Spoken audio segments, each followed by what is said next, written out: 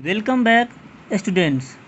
This is my 25th video of Maths for class 7. बच्चों आज हम चैप्टर 3 डाटा हैंडलिंग के बारे में पढ़ेंगे। वैसे तो यह चैप्टर बहुत ही आसान है, लेकिन इसमें जो कुछ रूल्स हैं, कुछ डिफिनीशंस हैं, उसको आपको पहले जानना पड़ेगा। उसको समझने के बाद ही आप इसके प्रॉब्लम को सॉल्व कर सकते हैं। तो चलिए हम इसका जो कुछ पॉइंट्स है उसको समझने का प्रयास करते हैं। सबसे पहले समझिए कि डाटा क्या होता है। Data implies numerical facts, A collection of numerical facts regarding a particular type of information is called data. Actually data जो है वो न्यूमेरिकल फैक्ट्स को इम्प्लाइज करता है। इसमें आपको जो है न्यूमेरिकल का एक तरह से कलेक्शन है, जो किसी खास टाइप का जो इन्फॉर्मेशन है उसको ये रिप्रेजेंट करता है। इसमें इच न्यूमेरिकल फैक्ट जो है उसको हम लोग जो है ऑब्जर्वेशन के नाम से जो है जानते हैं। ये आपको प्रॉब्लम में और क्लियर हो जाएगा, ठीक है। जब प्रॉब्लम बताएंगे तो फिर ये आपको और क्लियर होगा। समझिए रॉ डाटा क्या होता है। A collection of observation gathered initially is called raw data. एक ऐसा ऑब्जर्वेशन का कलेक्शन जिसको इनिशियली गैदर्ड किया गया है उसको हम लोग कहते हैं raw data. Collecting data, careful planning is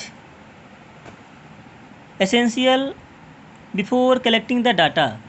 data को कलेक्ट करने से पहले आपको जो है एक केयरफुल प्लानिंग बनाना जो है नेसेसरी है, ताकि आपको विशेष प्रॉब्लम न हो। क्लियर। अब देखिए प्राइमरी डाटा क्या होता है। The primary data is collected by the investigator himself to study any particular problem. Primary data जो है ये इन्वेस्टिगेटर के द्वारा जो है कलेक्ट किया जाता है किसी पार्टिकुलर प्रॉब्लम का स्टडी करने के लिए। कोई ख़ास प्रकार का प्रॉब्लम है, उसको स्टडी करने के लिए जो इन्वेस्टिगेटर है वो खुद ही क्या करते हैं तो इसको कलेक्ट करते हैं, ठीक है। सेकेंडरी डाटा समझिए क्या होता है। Secondary data is the already existed data collected by the investigating agencies and organisations earlier. Secondary data जो है ये आपको ऑलरेडी एग्जिस्टेड डाटा है, मतलब ये पहले से ये डाटा कलेक्ट किया हुआ रहता है। प्राइमरी डाटा में क्या होता है कि उसको जो है इन्वेस्टिगेटर जो है वो खुद क्या करता है तो कलेक्ट करता है, ठीक।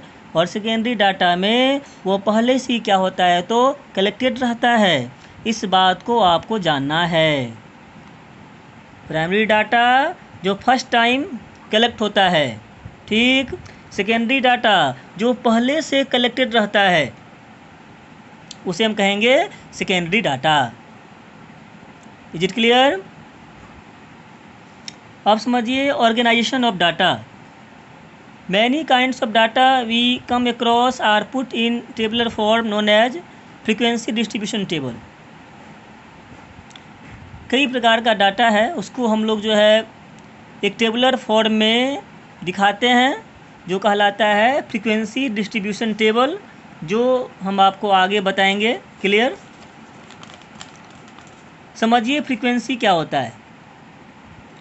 The number of times an observation occurs in the data is called the frequency of that observation. कोई भी ऑब्जर्वेशन कितना बार आता है उसे कहते हैं फ्रीक्वेंसी। इसको ध्यान समझिए कि फ्रीक्वेंसी क्या होता है, ये काफ़ी इम्पोर्टेंट है। फ्रीक्वेंसी, टेली मार्क्स, ये आपको और रेंज, ये 3 चीज़ समझना आपके लिए काफ़ी ज़्यादा नेसेसरी है। फ्रीक्वेंसी कहते हैं कोई भी ऑब्जर्वेशन कितना बार आता है, वो हो गया फ्रीक्वेंसी। यहाँ देखिए, form the frequency distribution table for the marks given below scored by 30 students. 30 students का मार्क्स यहाँ पर दिया गया है, ठीक है। यहाँ आप देख रहे हैं, इसको गौर से समझिए तो प्रॉब्लम नहीं होगा। यहाँ देखिए फ्रीक्वेंसी डिस्ट्रीब्यूशन टेबल, यहाँ मार्क्स है, टैली मार्क्स है, और यहाँ क्या है तो फ्रीक्वेंसी है। यहाँ गौर कीजिए, हम बात करते हैं यहाँ पर